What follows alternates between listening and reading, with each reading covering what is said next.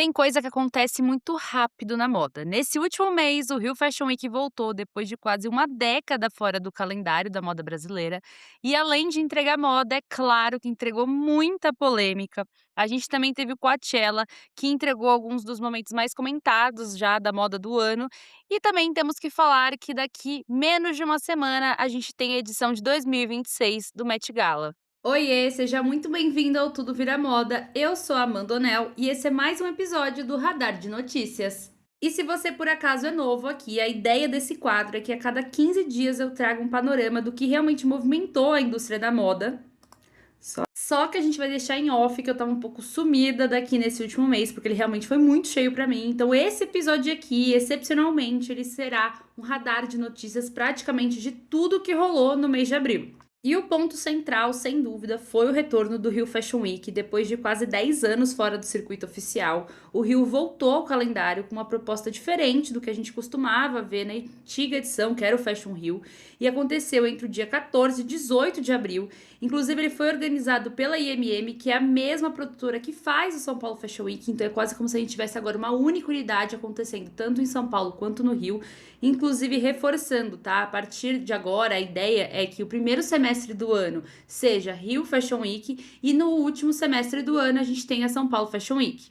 E a estrutura do Rio Fashion Week foi pensada para acontecer em vários pontos da cidade, porém o Pier Mauá foi o hub central, né? Ali a gente tinha duas salas de desfile, também tinha uma área de festa, gastronomia, várias ativações, talks acontecendo também. Mas também tivemos desfiles em locais icônicos, como a Osclen, que abriu a semana de moda no Palácio da Cidade. A Missy fez um desfile incrível direto da Sapucaí. E para mim, pelo menos, ficou claro que teve um esforço evidente de transformar essa semana de moda numa experiência no Rio de Janeiro. Então, assim, as pessoas estavam vivendo a cidade, não apenas foram para um evento isolado ali no canto, que as pessoas não sabiam o que estava acontecendo. Então, foi integrado junto à cidade. E eu quero chamar um destaque aqui para o Rio Fashion Week, para além da estética, desfile, enfim, o evento como um todo, mas é que eles trouxeram uma estrutura para esse evento B2B. Então, a própria organização do Rio Fashion Week trouxe compradores internacionais, incluindo representantes até da Galeria Lafayette, e o perfil que eles trouxeram era de lojas e compradores que estavam muito interessados em resort wear e beachwear, que são categorias que a moda brasileira é muito forte, principalmente no Rio Fashion Week. Então, o Rio Fashion Week acabou sendo uma vitrine não só nacional, mas internacional e dentro do próprio Brasil. E para vocês terem uma noção do tamanho e da repercussão do Rio Fashion Week, a produção, a organização, ela esperava 30 mil pessoas e acabou ultrapassando esse número. E é exatamente aí que a gente tem o nosso primeiro problema desse evento, que na verdade não é muito diferente do São Paulo Fashion Week. Para quem já ia nesse evento, já estava acostumado, que assim, não tô dizendo que tem que normalizar, pelo contrário, tá? Eu acho que enfim, acaba até sendo um descaso, mas a gente teve, atrasos de mais de uma hora para começar o desfile, longas caminhadas para chegar até a próxima sala. Vi vários vídeos de modelos no backstage que elas não conseguiam, às vezes, sair de uma sala e ir para outra. Tamanha, desorganização e muitas pessoas no caminho. Eu vi até que no primeiro dia estava difícil, no segundo, acho que no terceiro conseguiram arranjar um carrinho de golfe e elas iam lá pro backstage, porque realmente senão elas não chegavam a tempo do próximo desfile. Sem contar toda essa multidão no calor do Rio de Janeiro, eu também vi relatos de pessoas da imprensa que perderam o desfile porque não conseguiram chegar a tempo, né, nessa movimentação de uma sala para outra, sem contar também nos desfiles que eram em localizações fora. Ah, e falando até de modelo e backstage, o que eu também vi foi que elas simplesmente foram barradas em vários desfiles ali de comer o catering. Então elas chegavam, comiam de manhã e simplesmente não sabiam quando elas iam comer de novo naquele calor do Rio de Janeiro, 300 desfiles por dia na correria, e então eu vi que isso também rolou. E assim, é o que eu disse, né, a gente já tá um pouco acostumado com isso do São Paulo Fashion Week. O que eu acho que, na verdade, apesar de ser a estreia ali do Rio Fashion Week, quem tá fazendo é a mesma empresa que faz o São Paulo Fashion Week, então acho que dava pra ter corrigido certos pontos que eles já viam que acontecia no São Paulo Fashion Week, mas também de todo jeito a gente tem esse lado que eu falei, é a primeira edição, acho que tem muito ainda pra melhorar, eles não sabiam o que sentir, o que esperar, a carga de pessoas que sairiam, por exemplo, daqui de São Paulo e iriam pra esse evento, o que que as marcas estavam esperando, então assim, ao mesmo tempo a gente tem que, claro, que apontar pra melhorar e também esperar pra ver o que vai vir aí, por aí. Mas agora vamos para o que interessa, o que que a gente viu na passarela, porque teve muita coisa boa. A Osklen abriu a semana do Rio Fashion Week num desfile no Palácio da Cidade com a Carol Trentini. Inclusive, a Osklen, uma das marcas mais cariocas possíveis, ela voltou para a passarela, se não me engano, depois de 8 anos, então também foi um momento muito significativo. E ela trouxe, né, uma releitura mais sofisticada do sportswear que a própria marca já trabalha. Eles também fazem um trabalho muito interessante com o couro de pirarucu, que estava presente, trouxeram cores em degradê, transparência, que inclusive foi bem assim exaltada com a ambientação do desfile. Já a Luffy da Ana Luísa Fernandes teve a Camila Pitanga abrindo o desfile e construiu toda a coleção em cima da ideia da ampulheta. Então começava com peças de textura de areia que iam virando uma pérola. Já a Missy do Iron Martin fez um dos desfiles mais grandiosos da semana. Ele foi na Sapucaí, com direito à bateria da Beija-Flor. E foi um desfile que teve um maximalismo evidente, uma alfaiataria muito particular da própria marca, comprimento mini, com camadas de construção. Mas eu confesso que um dos desfiles que eu estava mais ansiosa era o da Caroline Vito, porque ela já tinha desfilado em Londres, acho que até em Milão, e ela finalmente estreou aqui em solo brasileiro. E essa estreia merece um destaque, porque ela fez uma coisa que muita marca discursa, né? Fala ali, mas não faz na prática, que é trazer a diversidade de corpos, então tanto do PP até o 3G, como uma modelagem real que envolve o corpo, que é pensado realmente para todos os tipos de corpos. E ela traz uma coleção que tem ali uma alfaiataria precisa, com um corte que tem um caimento. Ela traz também muito recorte nas peças dela, mostra o corpo, independente de qual seja o corpo. E eu quero até deixar aqui um destaque para Caroline Vito, porque, como eu falei, né, ela já desfilou algumas vezes em semanas de moda internacional. E toda vez que acaba as semanas de modas internacionais, fazem um levantamento de como que foi a inclusão de modelos, né, plus size ou pelo menos mid size nessas semanas de moda.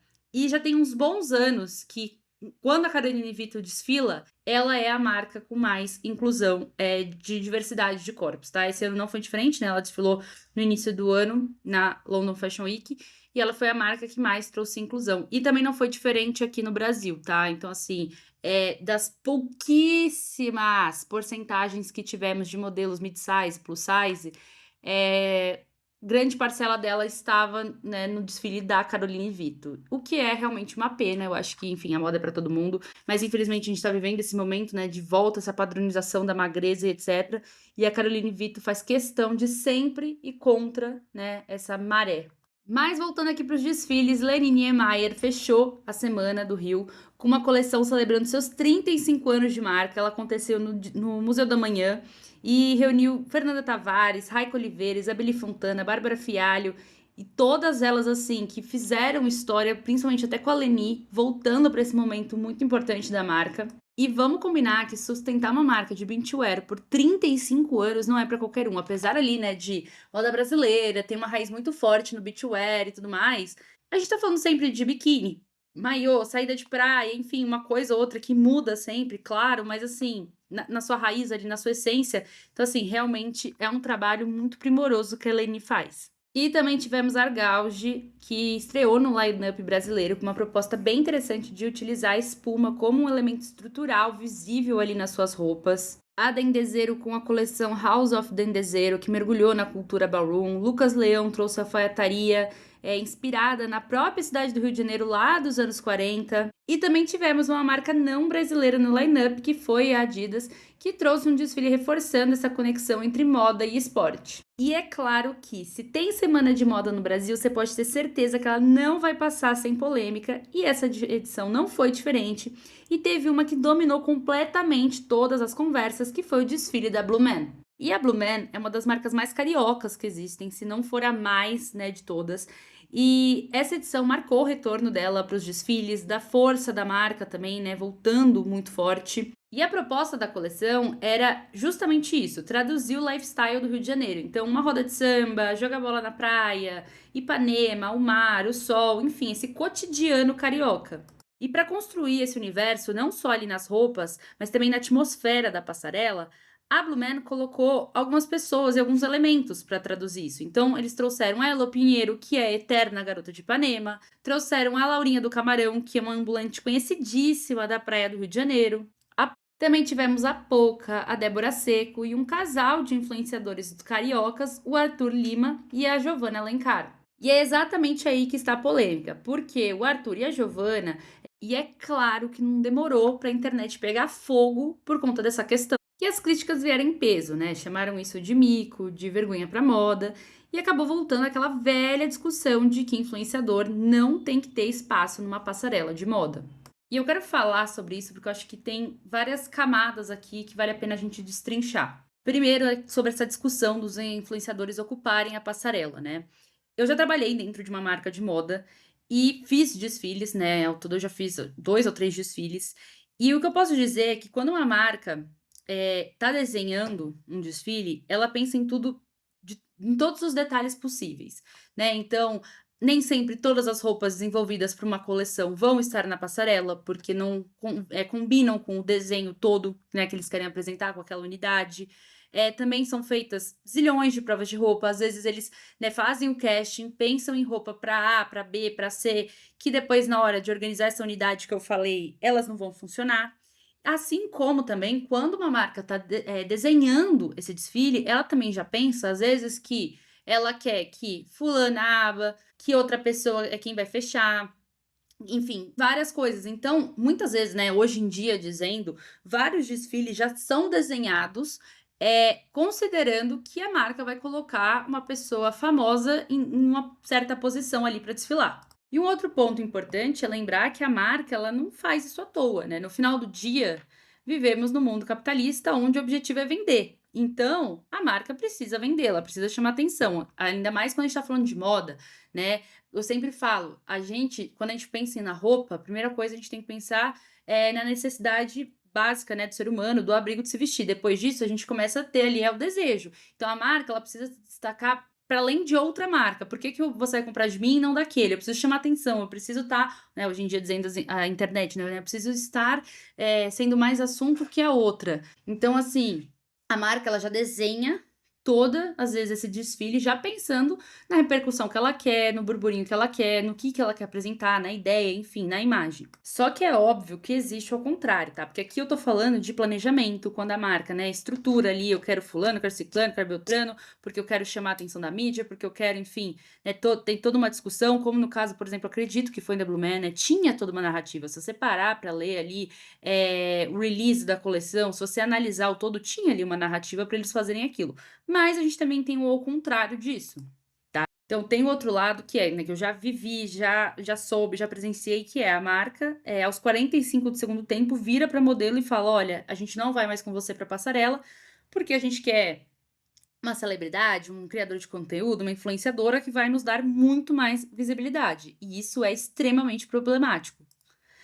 E é claro que ambas as situações são problemáticas, ambas tiram o emprego, né, dos modelos, mas o que eu quero dizer é que existe uma situação em que aquele local na passarela, ele nunca foi desenhado para um modelo, tá? A marca, ela já estava pensando em uma outra estratégia ali desde o início.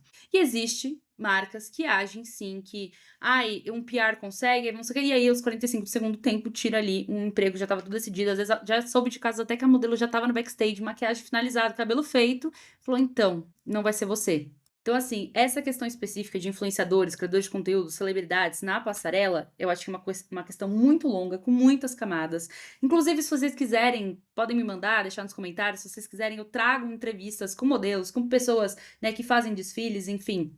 Pra gente trazer essa discussão pra cá, porque eu acho que é isso. Eu acho que cada vez mais é muito difícil a gente não ter criadores de conteúdo na passarela, tá? A gente vive num mundo totalmente digital, onde as marcas, enfim, querem, né, ter esse burburinho, essa viralização, ter pessoas que também agregam para o valor que ela quer ter ali, né, dentro do mercado. Então, assim, eu acho que a gente ter uma passarela isenta de criadores de conteúdo, influenciadores, enfim, personalidades da mídia, será cada vez mais difícil, mas eu acho que tem sim que respeitar, né? Obviamente tem que respeitar o trabalho das modelos, acho que tem que ser tudo sempre organizado, direito, e também acho que é um outro ponto muito importante, tá? Se o criador, a personalidade da mídia convidada para desfilar, eu acho que ela tem que entender que ela não tá sendo ali, ai, vou dar uma caminhadinha aqui. Não, isso aí é um trabalho de anos.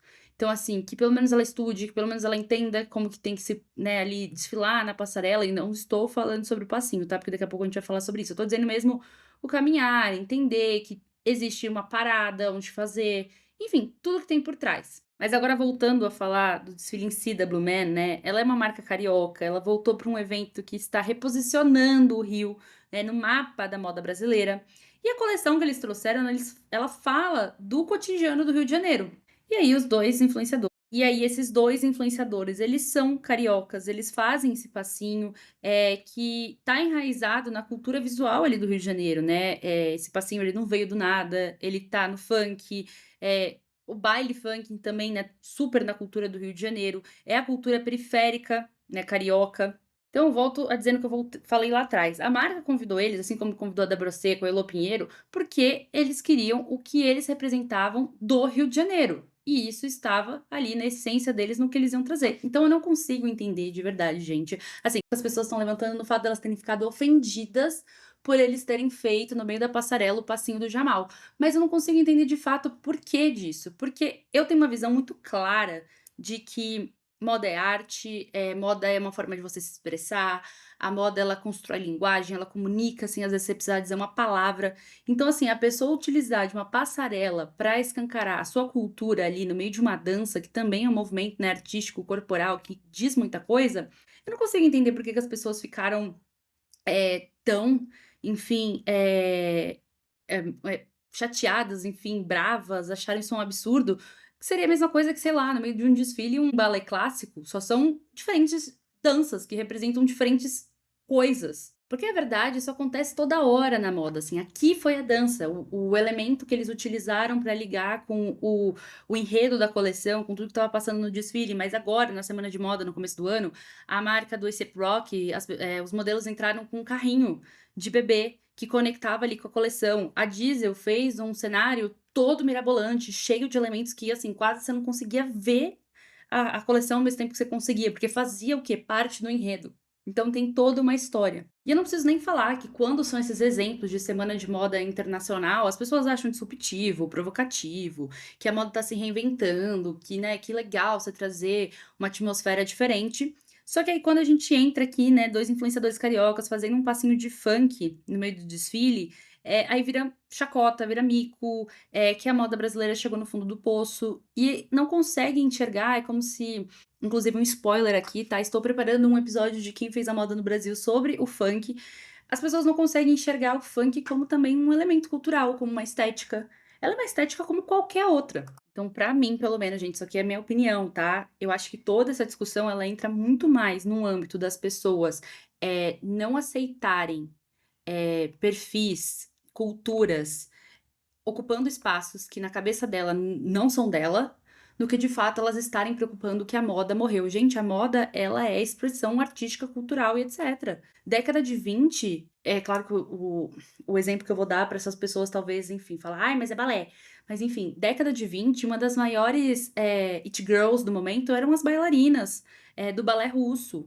E assim, elas peças super trabalhadas, várias das inspirações vieram de lá, sabe. As melindrosas também, outros tipos de dançarina, então assim, eu acho que é uma questão muito elitizada e enraizada numa coisa de não conseguir enxergar para além do seu próprio umbigo, para além da sua própria bolha, sabe. E tudo bem, a gente tá acostumado com aquele desfile de vai, né, vai, vem, desfile e tal, mas às vezes é legal, é uma coisa fã, tem uma performance ali no meio. E eu não tô dizendo que toda escolha que a Blue Man fez foi acertada, tá?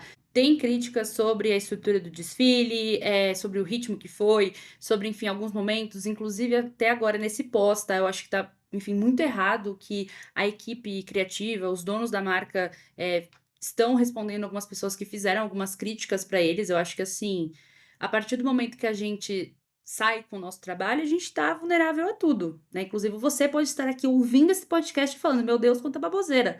Eu estou aqui suscetível, por quê? Estou expondo meu trabalho, né? E cabe a mim ouvir, né? Então, eu também não virei calada, mas não, o que eu tô dizendo é que assim, eu acho que foi muito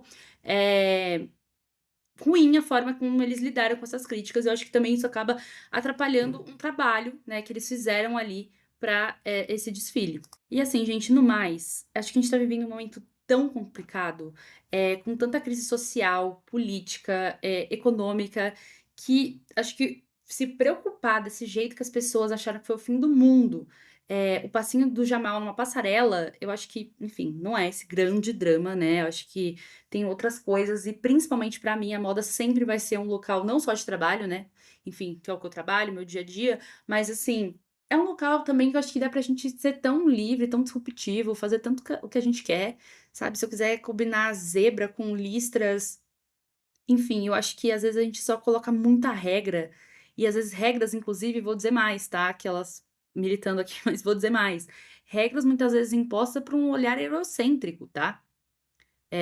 Enfim, a gente tá olhando para um desfile de moda totalmente eurocêntrico. Então, assim, existem outros lugares no mundo que fazem desfile, que às vezes colocam danças que também não estão tão a gente não tá tão acostumado, então assim, né, é toda uma crítica também muito baseada aí nesse olhar eurocêntrico que a moda foi criada, a história da moda, ela é totalmente assim, né. E agora saindo um pouco aqui do Rio de Janeiro, porque eu já falei muito, acho que também se deixar serão 3 horas aqui falando de toda essa questão e, enfim, que tem coisa pra falar. Mas vamos rapidinho ali falar do Coachella, eu nem vou falar tanto, assim, sobre, looks, enfim, que as pessoas usaram. Eu vou ter que dizer uma coisa, tá, gente, eu nunca gostei de Justin Bieber, apesar, né, eu tenho 28 anos, eu vivi tudo ali, a fase de Justin Bieber, eu nunca gostei. Então, assim, eu quase nem vi o que aconteceu, no Coachella. Só que eu quero dizer uma coisa até muito interessante, tá? É sobre o Coachella. O que eu vou comentar, na verdade, são o look das pessoas que foram no festival. São 2 pontos muito interessantes que eu acho que, inclusive, até ligam um pouco com o que eu acabei de falar, nessa questão de, enfim, principalmente da elite em relação à moda. Enfim, peraí. Pausa breve só pra tomar uma horinha, porque realmente aqui já falei bastante, mas vamos lá. Eu vi muita gente que foi, principalmente muitas brasileiras, mas enfim, também acompanhei, né, as gringas mesmo lá no Coachella, e muito forte, acho que também foi muito legal, porque eu tenho uma memória muito afetiva naquele momento borro de 2014, 2015, mas principalmente 2014, né. E eu vi que foi uma volta muito forte desse borro, esse borro de festival que inclusive, né, foi o próprio Coachella que deu uma alavancada, franja, renda, muita prataria, enfim. E eu vi muitas meninas assim, e muitas delas até realmente querendo trazer esse revival de 2014 a 2016, eu achei isso muito legal. Eu acho que brinca muito com uma memória afetiva nossa, eu acho que quando a gente tá falando de festival, claro, sempre, né, vá confortável e tudo mais, mas é um momento também da gente criar um personagem, viver, né, não usar aquela coisa do dia a dia. Quantas pessoas ali às vezes eram, sei lá, advogadas, que tem que estar de terninho todos os dias, enfim, trazer uma outra realidade. Acho que isso é muito interessante. Mas isso entra no nosso outro ponto. E, gente, aqui eu vou abrir uma visão totalmente minha, tá? Por favor, não me cancelem. Mas, assim, todas essas meninas, né, criadoras de conteúdo que fizeram esse estilo bombar entre 2014 e 2016, então Kylie Jenner, Kendall Jenner, Hailey Bieber, enfim, todas elas, que, né, carregavam o bolo nas costas, fizeram todo mundo ficar, assim, obcecado, alucinado, que inclusive, aqui acontece, né, lá em 2014 nem todo mundo tinha acesso a todos aqueles elementos e as marcas que elas utilizavam ali, né, pra estar com aquele visual boho, era uma coisa difícil de se achar, né, então as pessoas queriam muito, tentavam fazer muito do it yourself, e elas estavam sempre ali, até porque também elas estavam sempre com muitas marcas. Enfim, todos esses nomes que eu falei na edição desse ano, elas foram super básicas, assim, short de moletom e um cropped, uma calça e uma blusinha, nada demais, nem um acessório, nada, nada, nada. E assim, por um lado, eu acho muito legal, assim, essas pessoas que, moldam o jeito de vestir de muitas meninas, né, independente da idade, estão sempre ali olhando para o que elas fazem, eu acho isso muito interessante. Mas por um outro lado, eu não consigo deixar de ver que é muito aquela coisa que as pessoas sempre também dão um exemplo, que é o Jordan, né, que assim, enquanto a elite só tem acesso, é legal, é cool, as pessoas que validam, né, os estilos. Então é legal, é cool, é diferente, etcétera. Agora, quando começa a atingir as grandes massas, aí aquilo lá já não é mais interessante. Então assim, num ano que todo mundo estava falando de revival, nostalgia do boho, vamos viver, elas sabiam que agora todo mundo pode ter acesso a tudo aquilo que elas já utilizavam lá atrás que não era tão fácil, né, então eu também enxergo por esse lado. Eu não sei se eu estou sendo muito problematizadora, tá, mas eu acho que sim, isso e na verdade isso aqui, tá, às vezes elas fizeram até inconsciente, gente, isso aí é uma coisa, é da vida, desde que o mundo é mundo, elite, chegou na grande massa, a elite tem que trocar, porque ela não pode vestir o mesmo que a grande massa usa, tá. Então assim, Eu vi muito, achei muito, senti muito isso, assim, desse Coachella.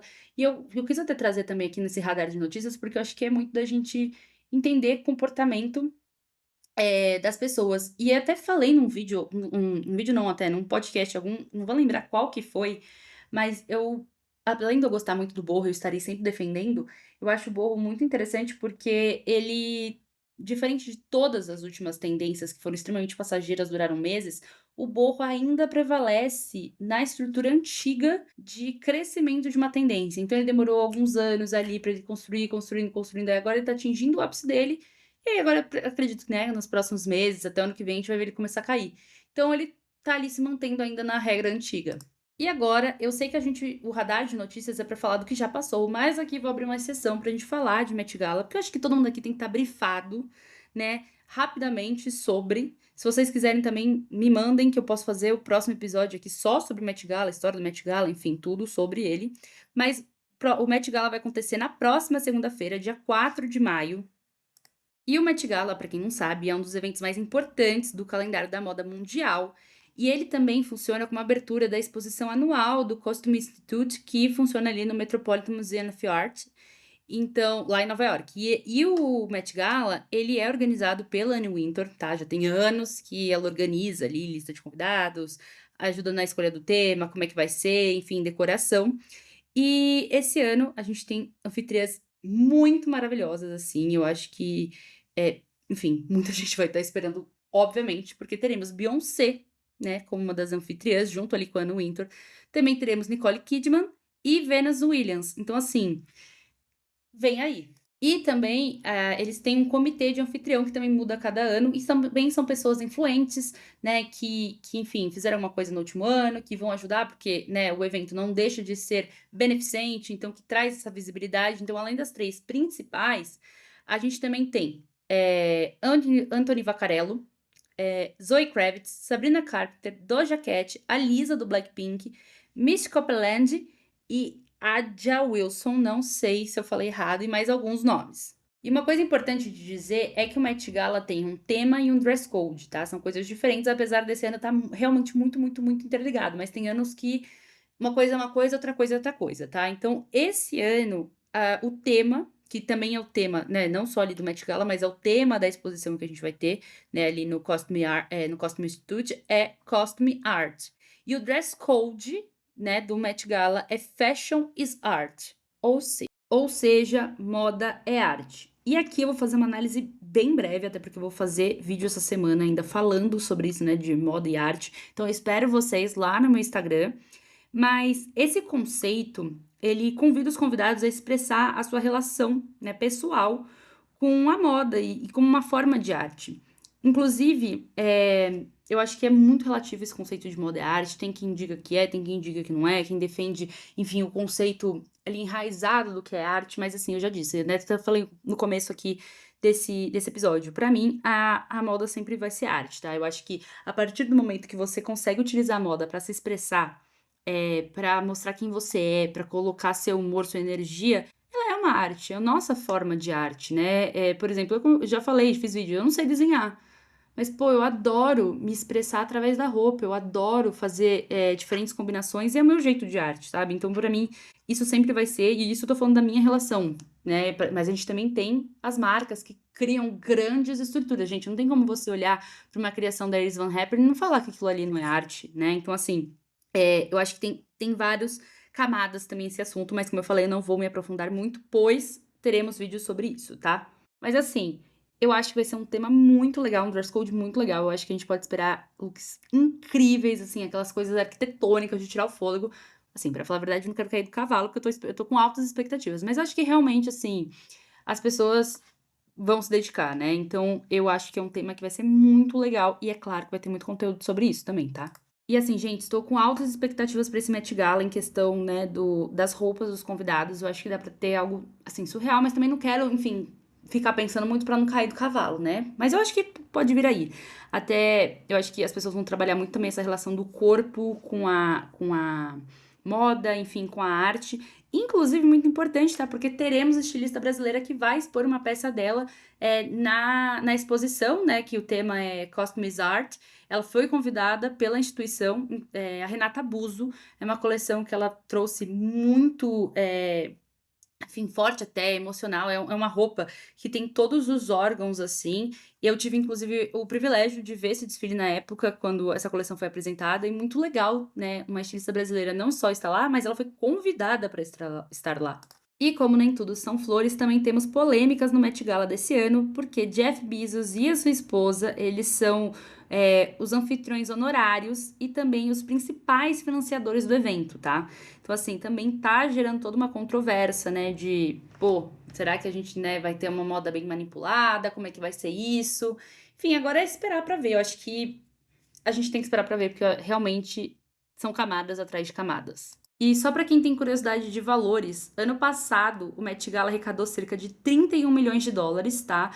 E a expectativa é que esse ano bata de novo esse valor ou até ultrapasse. E esse ano os ingressos estão custando, o ingresso individual, 100 mil dólares e a mesa a partir de 350 mil dólares. E se você chegou até aqui, só para lembrar que teremos cobertura especial do Met Gala, tá? Durante essa semana e também, obviamente, na segunda-feira. Então, também espero vocês lá nas minhas redes sociais. E essas foram algumas das principais notícias desse último mês no mundo da moda. Foi um período muito denso, com muita mudança, com muita polêmica, né? Com muita discussão, mas também com muita moda brasileira. E daqui 15 dias a gente volta com mais um Radar de Notícias. E se você gostou desse episódio, não esquece de avaliar o podcast, seguir para... E eu sou a Amanda Onel, esse é o Tudo Vira Moda e a gente se encontra no próximo episódio. Beijo!